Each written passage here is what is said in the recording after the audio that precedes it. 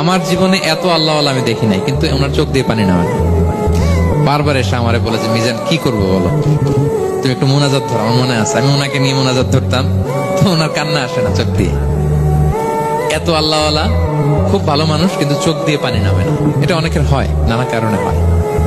আল্লাহর হাবিব সাল্লাল্লাহু আলাইহি ওয়াসাল্লাম বলেছেন, কারো যদি চোখ দিয়ে পানি না নামে বা হৃদয় নরম না হয়, তারা যেন এতিমের মাথায় হাত বুলিয়ে দেয়।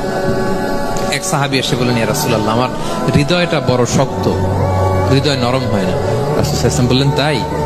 আচ্ছা, আতুহিব্বু আন ইয়ালিনা কলবুক, তুমি কি চাও তোমার হৃদয় নরম হোক, ওয়া তুদরাকা হাজাতুক, এবং তোমার আশা পূরণ হোক?